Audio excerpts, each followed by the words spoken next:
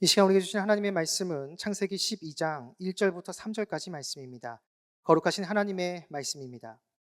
여호와께서 아브라함에게 이르시되 너는 너의 고향과 친척과 아버지의 집을 떠나 내가 내게 보여줄 땅으로 가라.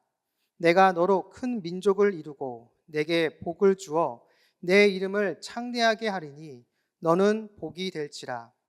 너를 축복하는 자에게는 내가 복을 내리고 너를 저주하는 자에게는 내가 저주하리니 땅의 모든 족속이 너로 말미암아 복을 얻을 것이라 하신지라. 아멘. 예, 저는 오래전에 담임 목사님께서 나이 많은 전도사라고 소개해 주신 적이 있던 조계선 목사입니다. 제가 늦은 나이에 신학 공부를 하게 된 목적은 은퇴 후를 생각해 보니 그동안 제가 사회활동, 직장활동은 열심히 하여 어느 정도 이룬 것 같은데 하나님 일만큼은 좀 많이 부족하고 소홀히 하였다는 그 생각을 갖게 되었습니다. 그래서 남은 인생 여정을 하나님 일에 충성을 다해보겠다는 각오로 서울신학대학교 대학원에 늦게 입학을 하고 졸업을 하였습니다. 그리고 목회자로서 더 잘해보겠다는 그런 생각과 능력을 갖고 싶어 설교대학원 원서를 접수시키는 과정에서 제가 대학교는 딴 데 나오고 신학대학만 제가 서울신학대학을 나왔습니다. 또 나이가 많다 보니까 학교에서 학생들이 저를 대표 반장으로 심어가지고 제가 점심도 많이 사고 또 교수님들하고 이렇게 유대 있게 제가 잘 지냈습니다. 그래서 그 당시에 원서를 내니까 대학 원장님께서 조계선 전도사는 여기에 안 오셔도 될 것 같은데요 라고 하더라고요. 그래서 그 이유를 묻자 하시는 말씀이 그 담임 목사님 밑에 지금 훈련 중이고 또 지영은 담임 목사님께서는 우리 대학교 교수도 훌륭하지만은 대학 시절 설교 경연대회에서 대상을 받은 훌륭한 목사님이라고 이렇게 말씀을 하면서 목사님한테 배우라는 것이었습니다. 우리 성락성결교회 성도님들께서는 훌륭한 목사님을 모시고 신앙생활을 한다는 것은 참으로 선택받은 큰 복인 줄 믿으시기 바랍니다. 아멘. 그러면 오늘 함께 은혜 나누고 싶은 말씀은 여러분도 잘 알고 계시는 창세기 12장의 아브라함의 이야기입니다. 이 본문을 통해서 복받는 신앙의 원리란 무엇인가를 은혜 받기를 축복합니다. 아멘. 창세기 12장 1절에서 3절은 하나님이 아브라함을 복 주시기 위해 부르시는 장면입니다. 본문 2절을 다시 한번 함께 읽어보겠습니다. 같이 한번 읽겠습니다. 내가 너로 큰 민족을 이루고 내게 복을 주어 내 이름을 창대하게 하리니 너는 복이 될지라. 아멘. 개역 개정 성경 이전의 개역 한글 성경에는 너는 복이 될지라를 너는 복이 근원이 될지라고 번역하였습니다. 새 번역 성경도 너는 복의 근원이 될 것이다 라고 번역하였고, 공동 번역 성경에는 내 이름은 남에게 복을 끼쳐주는 이름이 될 것이다 라고 번역하고 있습니다. 하나님이 아브라함을 부르신 것은 아브라함을 복주기에 위함뿐만 아니라 아브라함을 통해 그 후손에게도 복을 전달하는 통로로 부르셨음을 알 수 있습니다. 너는 복의 근원이 될 것이다. 이렇게 하나님이 아브라함에게 약속하셨듯이 하나님은 저와 여러분을 복 주시기 위해 부르셨음을 믿으시기 바랍니다. 하나님이 아브라함을 통해 주셨던 복 받는 원리는 성경 전체에 흐르고 있는 신앙 원리이기도 합니다. 저는 오늘 성경이 말하는 복 받는 신앙 원리에 대해 말씀 전하고 함께 은혜 받기를 원합니다. 첫 번째 복 받는 신앙의 원리는 순종의 원리입니다. 우리 함께 따라해 보겠습니다. 순종의 원리. 우리가 하나님의 복을 받는 첫 번째 비결은 순종의 원리를 따르는 것입니다. 하나님이 아브라함을 부르셨을 때 뭐라고 하셨습니까? 너는 너의 고향과 친척과 아버지의 집을 떠나 내가 네게 보여줄 땅으로 가라라고 하였습니다. 이 명령을 따르는 것이 쉽습니까? 결코 쉬운 일은 아닙니다. 하루아침에 자신이 살던 삶의 터전, 삶의 방식, 삶의 방편을 다 버리고 한 치 앞도 알 수 없는 미지의 땅으로 하나님의 인도하심만 믿고 가겠다는 것은 결코 쉬운 일이 아닙니다. 그러나 아브라함은 어떻게 했습니까? 아브라함은 하나님 말씀에 순종하고 따라갔습니다.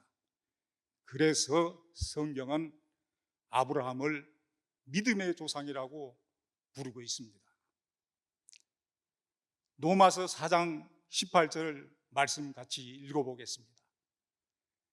아브라함이 바랄 수 없는 중에 바라고 믿었으니 이는 내 후손이 이 같으리라 하신 말씀대로 많은 민족의 조상이 되게 하려 하심이라. 아멘. 성경은 아브라함이 하나님 나라의 유업을 이어받는 모든 사람의 조상이 되었고 복의 근원이 되었다고 증언합니다. 저는 여러분이 이 순종의 원리를 본받아 하나님이 약속이 성취되고 복의 근원이 되는 성도 여러분 모두가 되시길 주님의 이름으로 축원합니다. 두 번째 복받는 신앙의 원리는 연합의 원리입니다. 함께 따라해 보겠습니다. 연합의 원리. 이사야 41절을 다 같이 읽어보겠습니다. 여호와를 앙망하는 자는 새 힘을 얻으리니 독수리가 날개치며 올라감 같을 것이요 다른 물질을 하여도 곤비하지 아니하겠고 걸어가도 피곤하지 아니하리로다. 아멘. 하나님은 이스라엘 바벨론 포로기에 이스라엘 백성들을 보면서 그들이 불신앙에 안타까워하면서도 그들에게 살 길을 열어주셨습니다. 너희들이 살 길은 오직 여호와를 앙망하라 그뿐입니다. 앙망하라 그뿐이다. 여기서 앙망하다라는 말은 히브리어로 카바로 분사 능동형이고 그 뜻은 함께 묶는다 또는 연합한다 라는 말입니다. 따라서 여호와를 앙망하라는 말은 하나님 편에 서 있으면서 적극적으로 하나님과 함께하고 하나님과 연합하라는 뜻입니다. 몸은 세상에 두고 있으면서 필요할 때만 하나님께 도와달라고 기도하는 사람들이 많습니다. 한 발은 세상, 한 발은 교회에 두고 있으면서 생각나면 한 번씩 교회에 들리는 사람들이 많이 있습니다. 신앙생활은 하나님과 연합하는 삶입니다. 하나님께 가까이 나가는 것이고, 하나님 편에 속해 있어야 하는 것이고, 하나님의 뜻과 일치하며 살아가는 것이 신앙생활입니다. 그러면 이 시간 찬송가 354장 주를 앙모하는 자 1절만 같이 불러보겠습니다.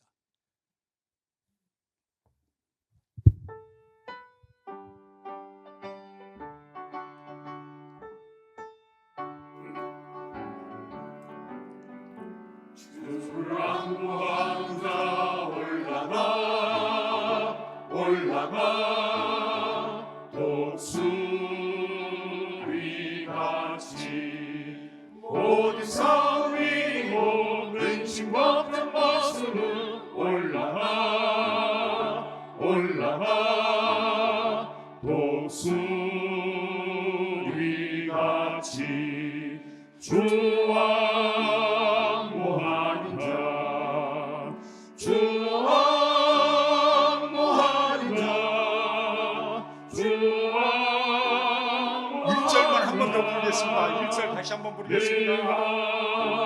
앙모하리라 주를 앙모하는 자 올라가 올라가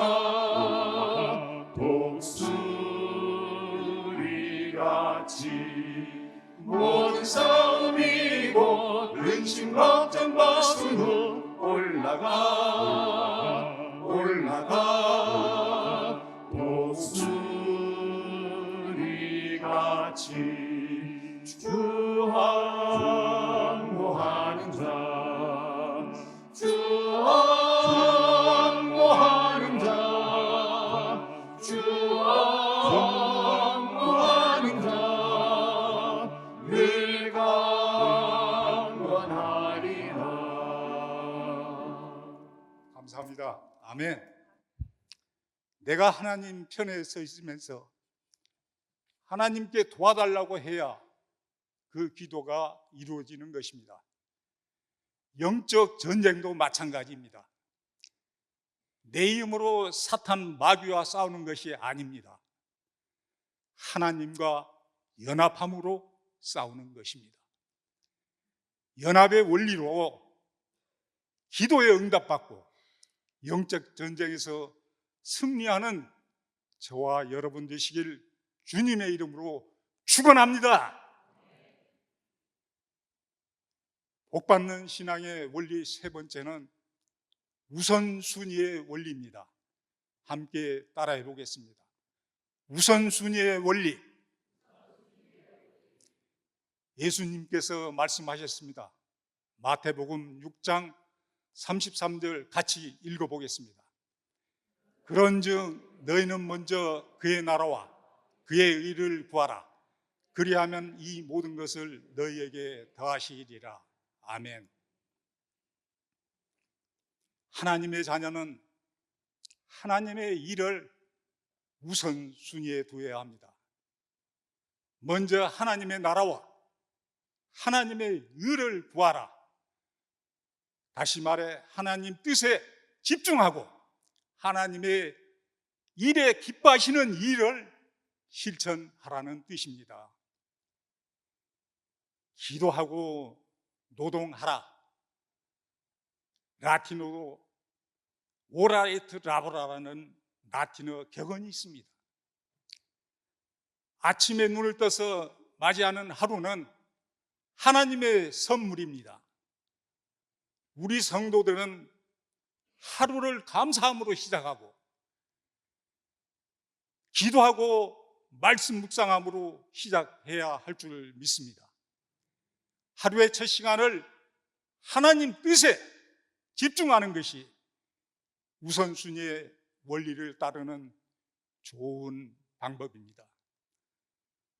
삶의 우선순위를 하나님께 둘 때 우리 성도는 복을 받습니다.